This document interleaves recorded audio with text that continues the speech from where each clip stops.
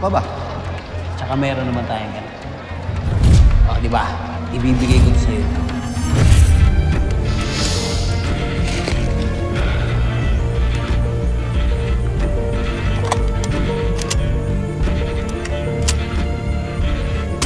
Baril yan ah.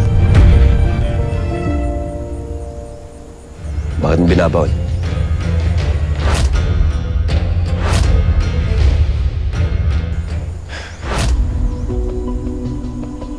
Wala yan.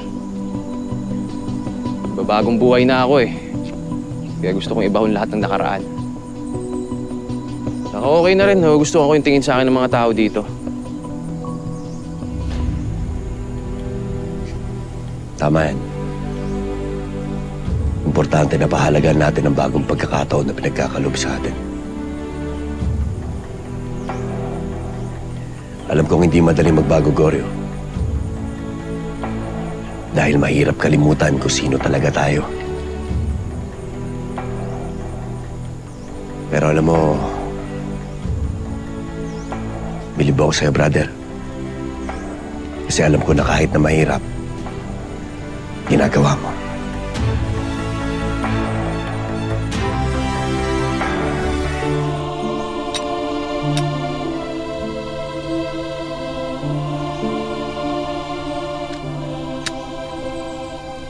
Pero may mga bagay na hindi dapat natin kalimutan para protektahan kung ano meron tayo.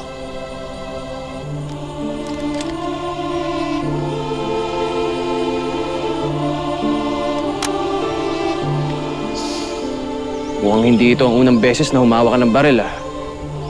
Halatang sanay na sanay ka. Di ko alam kung ano sinasaya mo, Goryo. Pero malinaw sa akin, walang utak ang baril. Hindi nila alam kung ano ang tama at mali. Kaya nasa taong gagamit nito ang bawat desisyon.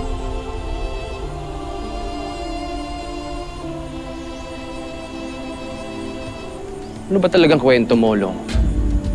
Paano ka naparito?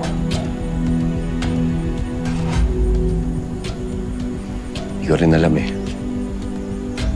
Para bang dito na rin ako dinala ng kapalaran. Palaran. Ayaw mo lang pag-usapan, no? Ganyan ako noon. Nung namatay yung airmat ko tsaka airpad ko, di ko yung gusto pinag-uusapan. Sakit eh. Sa tuwing naaalala ko, sakit-sakit pa rin. Pero ngayon, tingnan mo. Nababanggit ko na. Dahil yan sa babae. Si Tetet ba yan? Dahan-dahan lang. Tapangan ka eh. Ay, ngayon lang kita nakita ngumiti ng ganyan. Paano mo nalaman? Nabanggit sa akin ni Badong.